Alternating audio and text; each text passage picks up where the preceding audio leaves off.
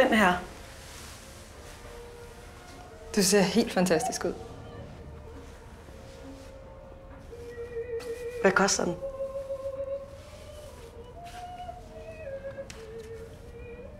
$20.600. 20.600. Den er perfekt.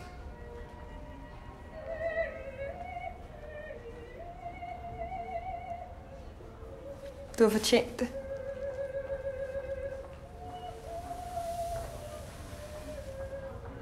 Hvad er det med dig?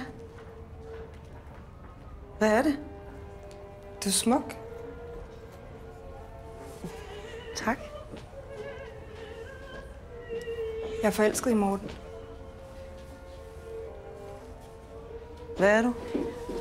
Wow! Der gider jeg sgu godt giftes med. Hvad fanden? Undskyld.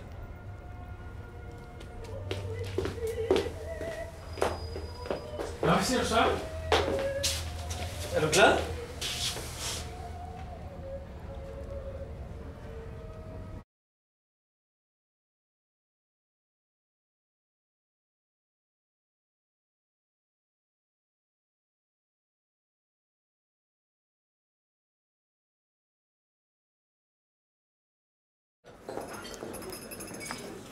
Espresso. Tak. Og en latte. Men så har du snakket med far? Talte med ham i går. Er der varmt? Det spurgte jeg ikke om. Åbn den. Tak. Hvorfor er du så stresset? Det er sgu da heller ikke. Jeg er homoseksuel.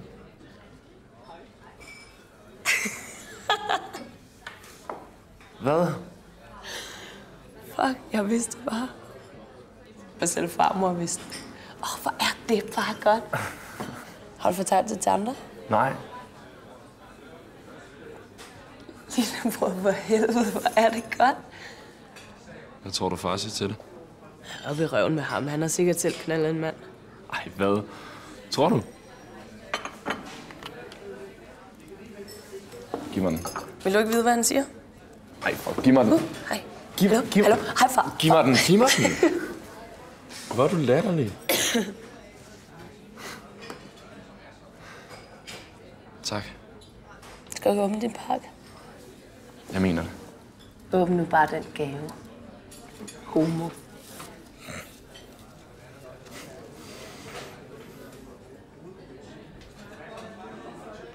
Hvor er den? Wow.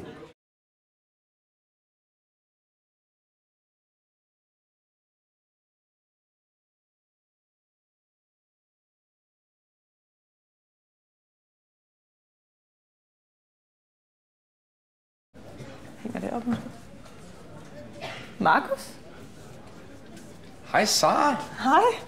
Hej. Hvad laver du her? Jeg er ude at se på et cykel. Idiot. Hej. Det er Mille, min kæreste. Okay, hej. Jeg hedder Markus. Markus er min eks. Du så overrasket ud.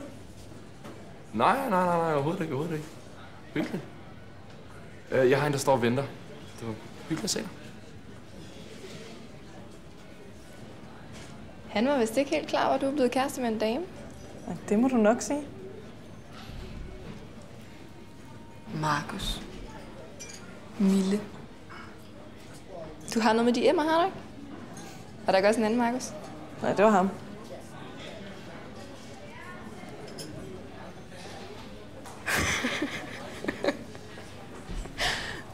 Hvad er der? Det pisser mig af, at han reagerer sådan. Vi har kærester i 4 år. Hey honey. You just ain't ready to face the truth. Men det er der ikke nogen, der er. Folk synes, det er helt okay og så naturligt, og lige så snart man konfronterer dem, så ligner de kræftet med nogen, der har set et spøgelse. Han er din eks. Og? Hvad ville du have, han skulle gøre? Indrømme, han var overrasket. Jeg tænkte, vi lige kunne nå at sige hej nu skin. Det er Anders. Hej. Du må være Sara. Ja, Markus har fortalt utrolig meget om dig, så det er dejligt endelig at møde dig. Hej.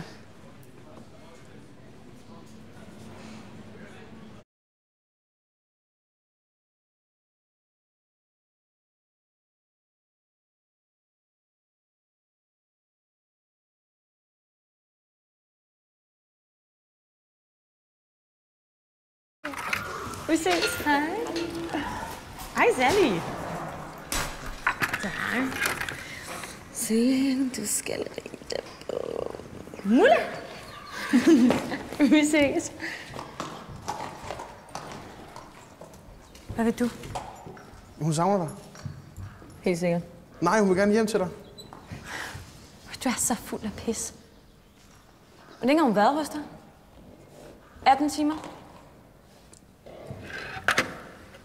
Kom nu, det er jo alligevel frivilligt, det du sidder og laver her, altså. Så får du mere børnepenge. Du er et svin, du er. Kom nu, vær nu sød. Henter en på søndag som aftale. Kom nu, Christine. Nej! Jeg skal ud. Glem det. 2 billetter til cirkus.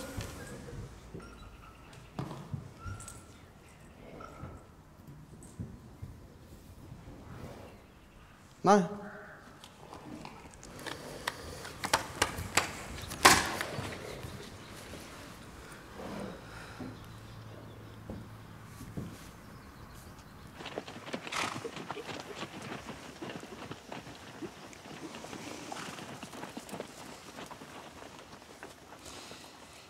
Hej, mor.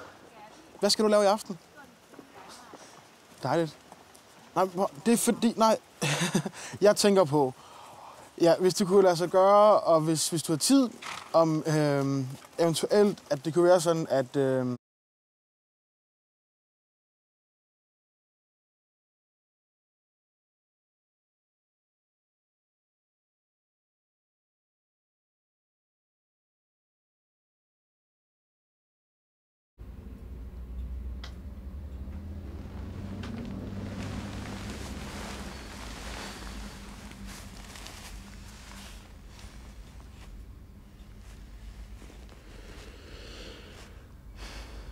Sover.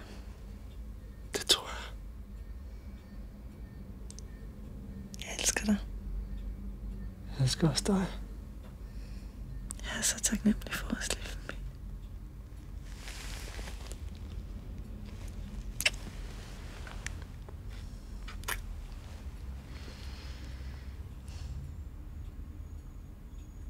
Jeg talte med min mor i morges. Hun vil gerne passe hende om en måneds tid, når hun er vendt fra bryst. Så er det rigtig svært for mig, det her. Det er det også for mig.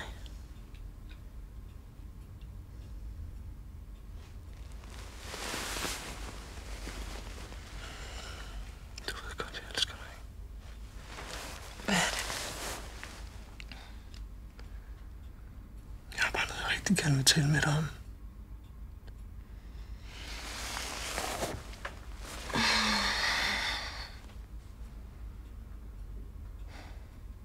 Lige for helvede, hvad er det? Lov mig, du lytter færdig. Okay. Lige Nemme blev født. Kan du så huske, jeg var i byen med Mark? Mhm. Kan du huske, jeg kom meget sent hjem? Ja. Jeg havde siddet og talt med Mark hele natten. I Rød Has. Var meget fulde. Vi var inde på en bænk ikke så langt fra pavillonen. Og sad og snakkede. Og så pludselig kyssede han mig. Hvad? Kyssede Mark dig? På munden? Jeg kyssede også ham. Er det derfor, du ikke ser ham mere? Hvad fanden er det mere mænd? Jeg er sgu så bøsseforskrækket. Det har jeg sgu da også prøvet med en veninde engang. Har du? Er du forelsket, Jem? Nej. Så ringer du fandme og snakker med ham i morgen.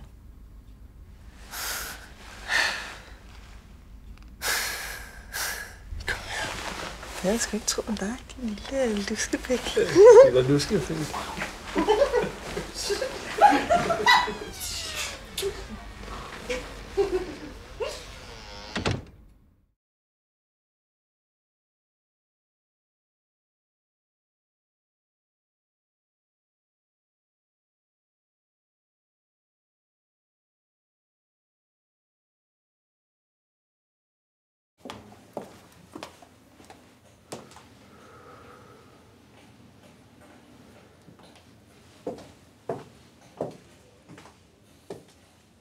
Hej.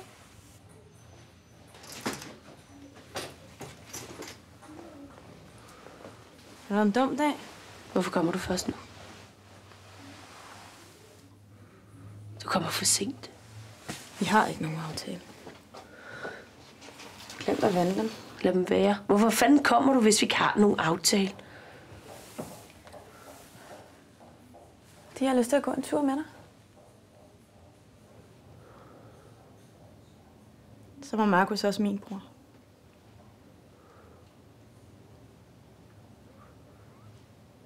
Kom, lad os danse. Alt kan der ske. Kom, lad os danse. Lad os danse. Lad os leve. Den sang kunne han godt lide. Det kunne han ikke. Det kunne han da. Markus havde den sang. Hvorfor skal du være sådan der? Prøv at se på dig selv. Du kommer fandme i jakkesæt. Fuldstændig upåvirket. Du har sikkert allerede været på arbejde. Med dine store, dårlige øjne. Hvem er du? Hvad fanden vil du have mig til? Og reagere som et normalt menneske. Jeg prøver at være der for dig.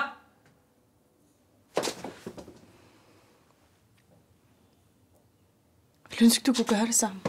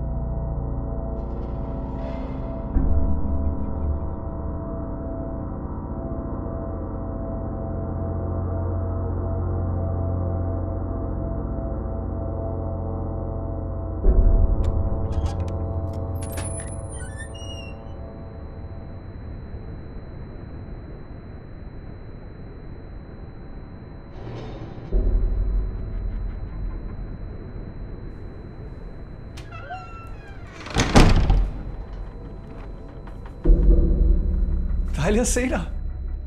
Dig. Jeg savner dig. Jeg går nu.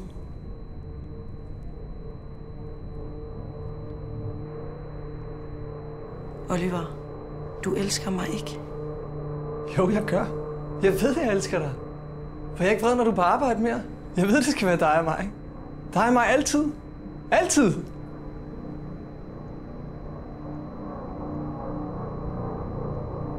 Er du ikke sød at lade mig gå nu? Vi skal rejse væk sammen. Langt væk. Så langt ingen kan finde os. Der er smukt der, hvor vi skal hen.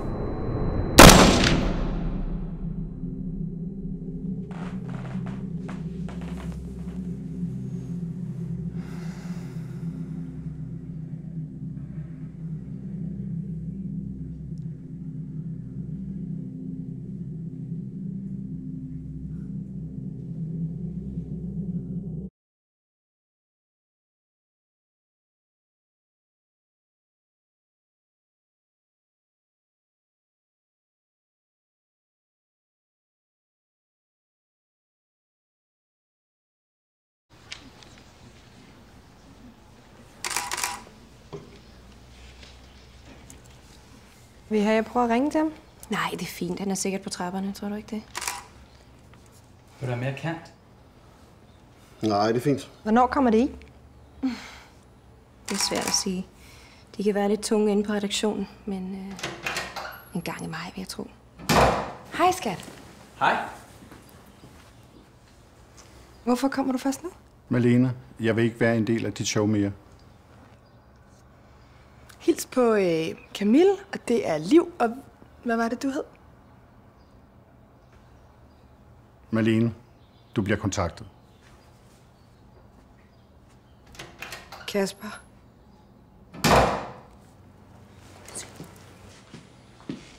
Prøv at høre her. Vi dropper det. Nej, det er helt fint. Det er... Vi gør det bare en anden dag.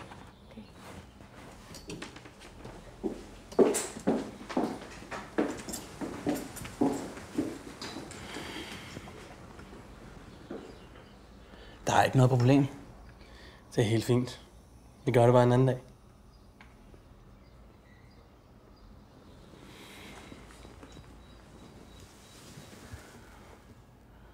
Han skal nok komme tilbage.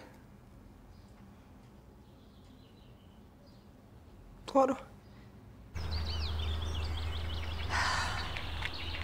Kom nu for helvede, Camille.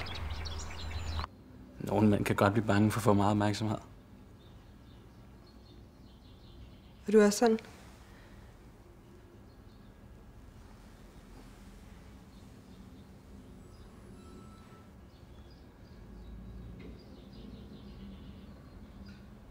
Du må gerne.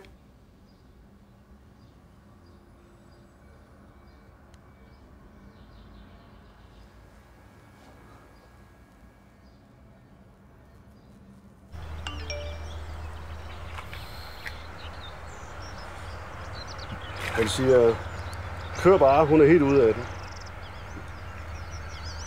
Hvornår?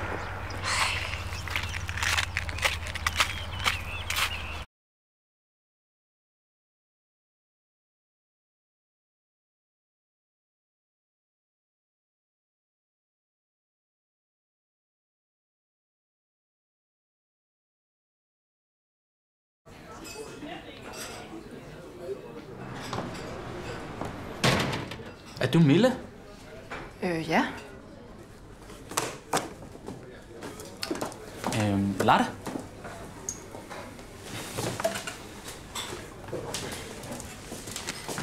Kan jeg få 2 kaffe latte?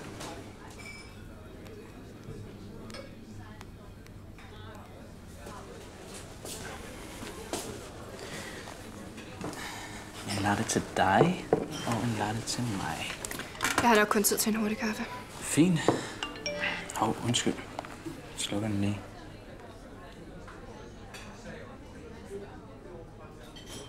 Den sms var vist ikke til mig. Var den? Nej. Undskyld. Hvor mange blind dates har du været på? Så mange, at du er i stand til at se, hvem jeg er? Det er sgu da imponerende.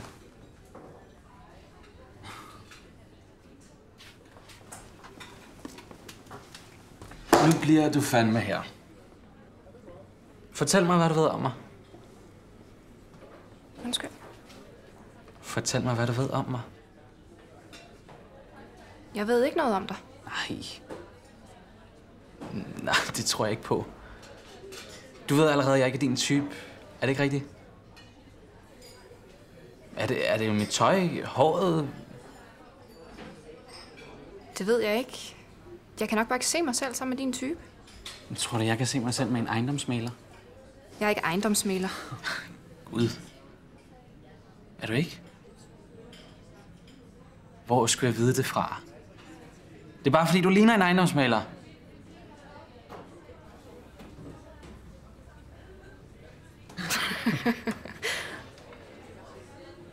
Du har ret. Skal vi prøve igen? Latte? Ja, tak.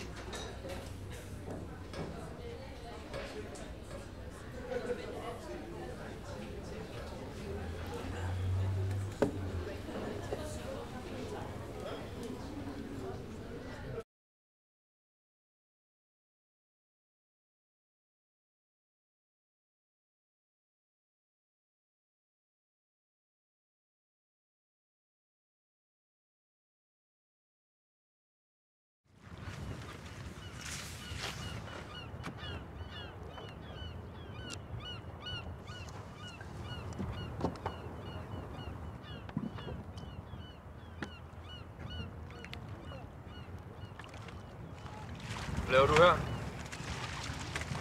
Jo. Er det helt utænkeligt, at jeg bare er ude og trække frisk luft? Hold kæft, du er i festhumør, hva'? Gælder 2000? Du er fandme utrolig. Surprise!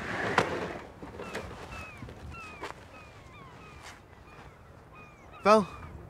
Hun har sgu da noget lækkert udstyr.